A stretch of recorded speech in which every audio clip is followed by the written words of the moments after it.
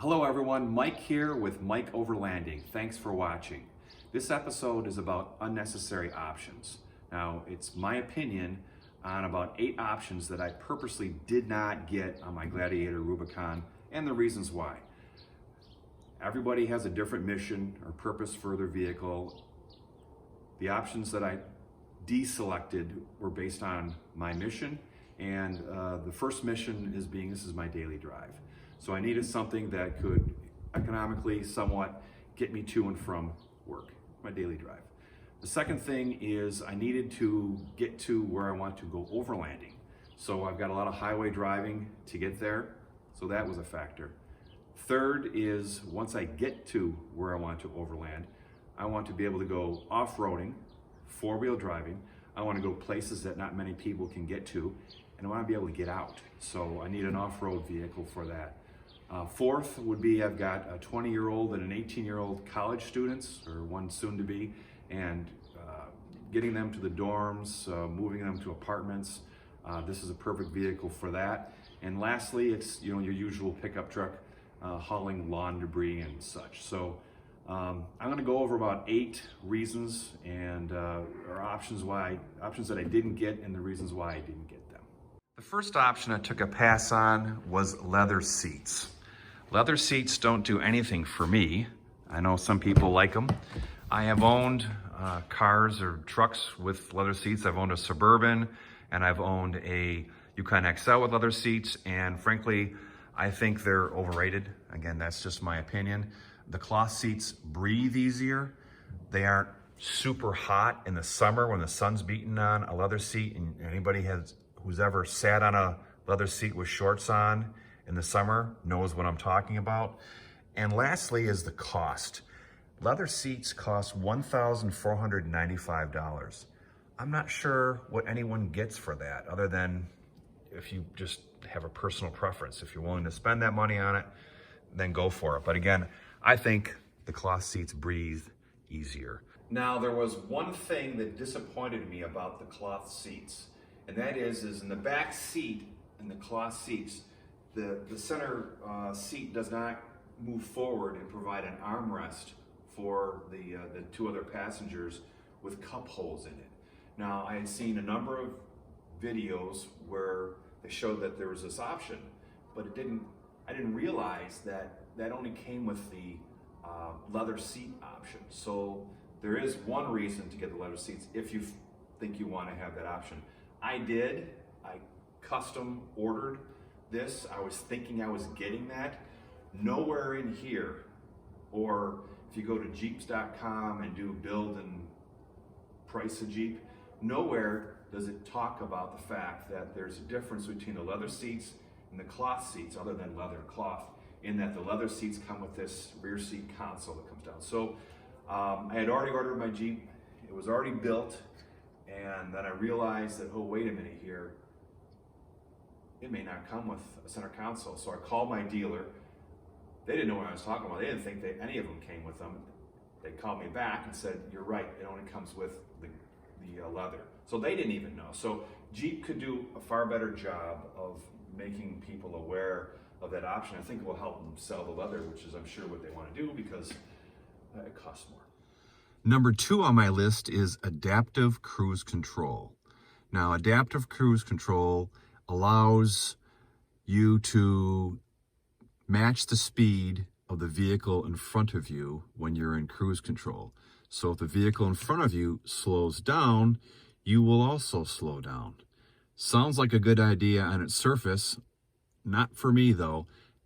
I enjoy driving, and if I'm planning on getting to a certain destination at a certain time, I have adaptive cruise control activated, I may not notice that the car in front of me is slowing down, and it may impact the time I get to my destination. So if I'm in a normal cruise control mode and the car in front of me slows down, I'll notice them getting closer to me, and I will adjust accordingly. I'll either go around them, or if I'm okay going slower, I'll notch my cruise control down a mile or 2 an hour and stay with them. So for a number of reasons, I don't really think it's a good idea.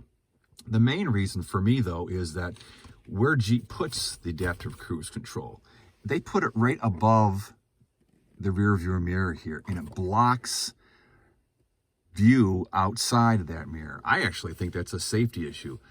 I'm 6 feet tall, and as you can see right now, I can't see a big portion of my windshield. Now, if I was a shorter person, I could see it. But as you can see, the street out in front where I'm at, it blocks it. And if I'm at an intersection, I can't see it. I always have to kind of look down or kind of look up or both to make sure there's nobody in the way, a car or a pedestrian. So where they put that really is not a good situation for someone like myself. It really blocks that out. And I'll add, I saved $795 not having adaptive cruise control. Jeep offers an option that is a portable wireless speaker that plugs into the Jeep and is always charged, and seems like a neat idea on the surface. However, that wasn't something that I found that would be useful for me. Jeep puts the speaker in the back seat, right behind the back seat, literally.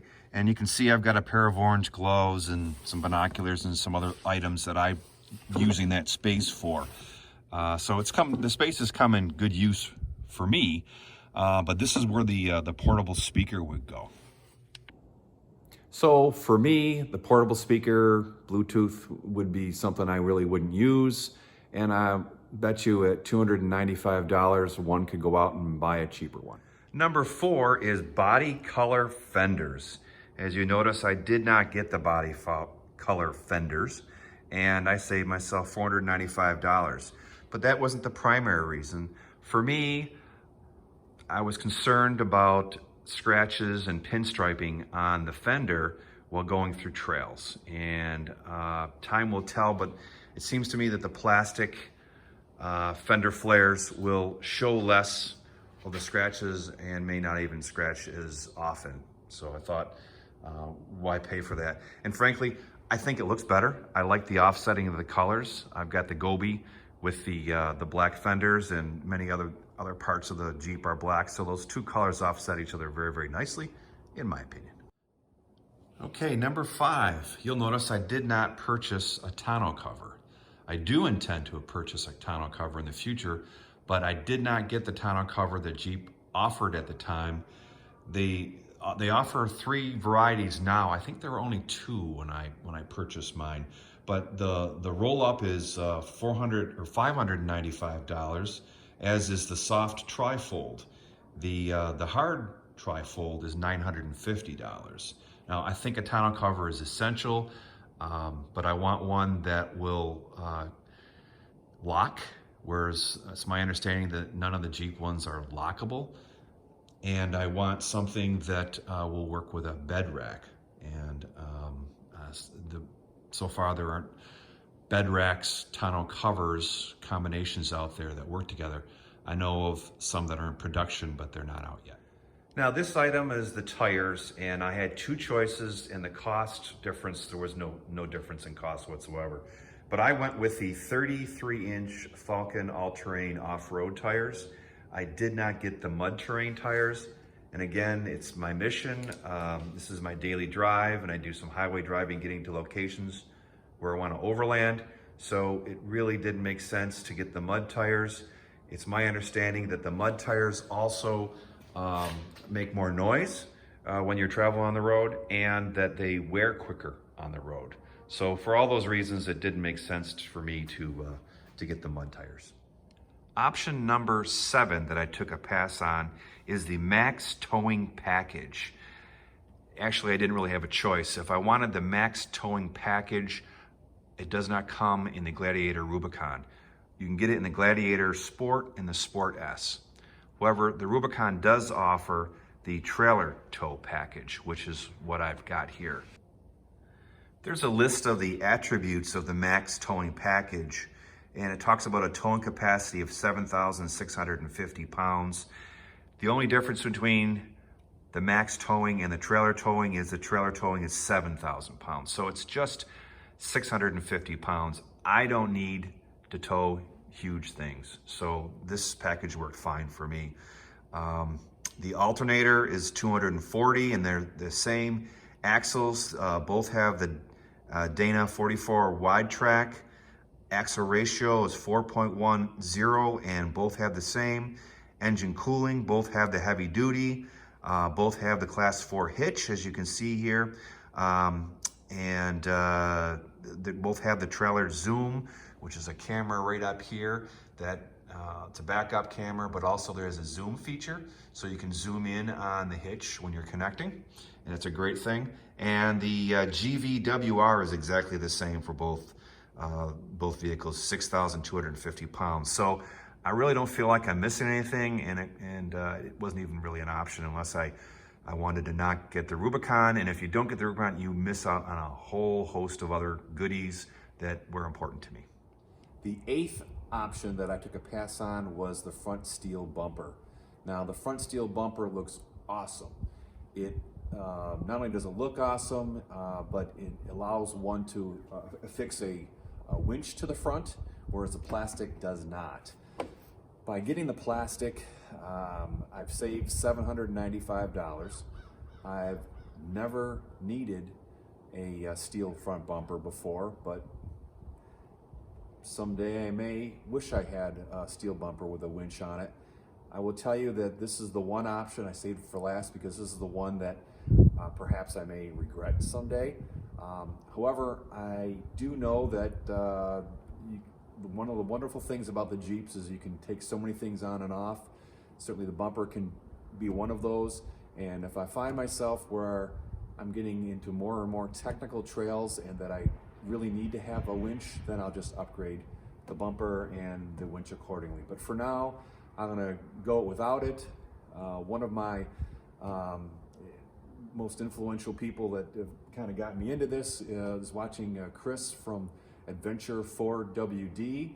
If you check out his videos on YouTube, but he's traveled our country and into Canada, and for the longest time he went without a winch. Now recently, last 6 months or so, he did get a winch, but for at least a few years he did all kinds of traveling, overlanding, adventuring, and he didn't have a winch. So I think if he can do it, I should be able to give it a try as well.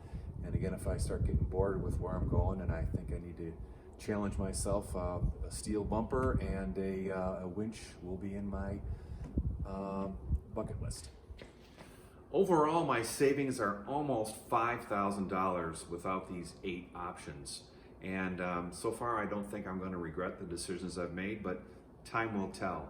My plan is to build this Jeep into a wonderful overlanding machine, and I've got my sights set on a bed rack that's near completion of production.